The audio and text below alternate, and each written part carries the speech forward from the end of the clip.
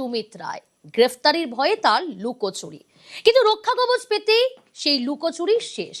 অবশেষে আজ ভবানী ভবনে সুমিত রায়, তার হাজিরা সকাল 9:54 সুমিত রায় ভবানী ভবনে আসে।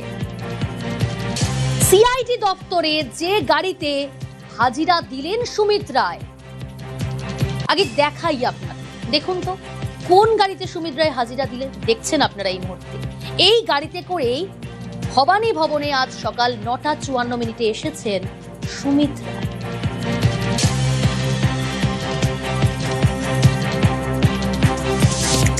অ্যাড্রেস তো দেখাচ্ছি আপনাদের, 30B হরিশ চ্যাটার্জি স্ট্রিট, কলকাতা, কলকাতা 700026।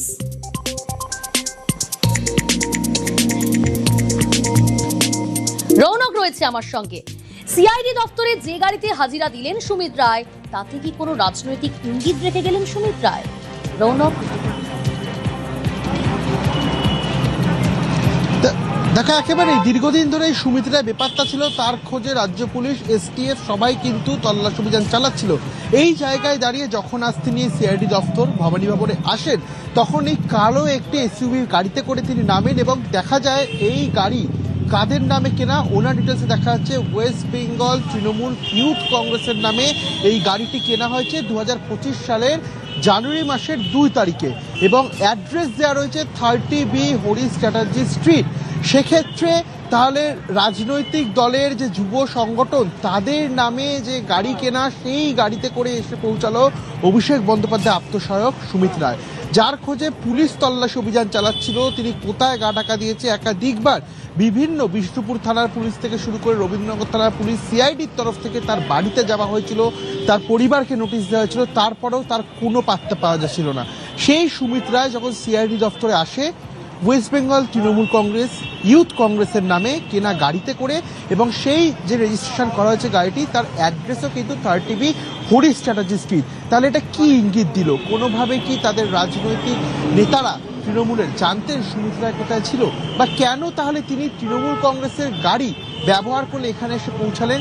একাধিক প্রশ্ন কিন্তু সামনে আসছে এবং তোমরা জানিয়ে রাখবো, এই খবর সম্প্রচার হওয়ার পরই কিন্তু যে গাড়িটি করে তিনি এসেছিলেন, সেই গাড়িটি ঠিক এই ভবানী ভবনের পেছনে পার্ক করে রাখা ছিল, সেই গাড়িটিও কিন্তু একেবারে দ্রুত গতিতে বেরিয়ে চলে যায়। সেক্ষেত্রে তাহলে কারা তার জন্য এই গাড়িটি পাঠিয়েছিল, বা এই তৃণমূল কংগ্রেসের যুব সংগঠনের নামে কেনা এই কালো এসইউভি গাড়ি আদতে কোথায় ছিল? সুমিত রায় তাহলে এতদিন গা ঢাকা দিয়ে কোথায় ছিল?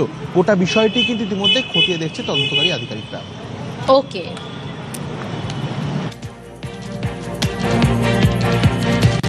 সুমিত রায়কে জিজ্ঞাসাবাদ করলেই উপরের কানেকশন সামনে আসবে, তো বিরোধী দলনেতা ঋতব্রত বন্দ্যোপাধ্যায়।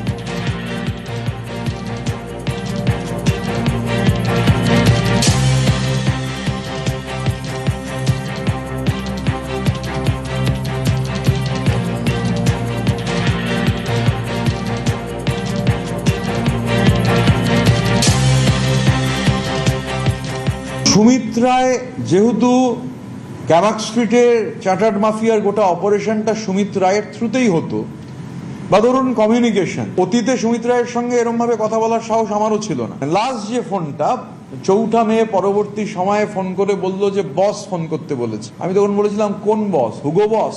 সুমিত রায় তো কমিউনিকেটর ছিল, বিভিন্ন নির্দেশ তো সুমিত রায়ের মাধ্যমেই আসতো, বা এগরার ওই যে ঠিকাদার, এই যে টুলু মণ্ডল যেহেতু এখন হট টপিক, এগরার ঠিকাদারের যে কথা, মানে টুলু মণ্ডলের বিরুদ্ধে সেই এগরার ঠিকাদার কেন বেশি লাফালাফি করছে, সেই ধমকটাও কিন্তু সুমিত রায়ের থ্রুতেই গেছিল। সুমিত রায় চার্টার্ড মাফিয়ার ম্যান ফ্রাইডে, সুতরাং প্রপার ইনভেস্টিগেশন মানে will lead all roads to রোমের মতো ক্যামাক স্ট্রিট পর্যন্ত সমস্ত রাস্তা নিশ্চিতভাবে পৌঁছবে। মানে সুমিত রায় অবশ্যই জ্যামিতিক নকশার একটা অত্যন্ত গুরুত্বপূর্ণ পয়েন্ট, আরও অনেক পয়েন্ট আছে, কিছু পয়েন্টের ডট কানেক্টেড।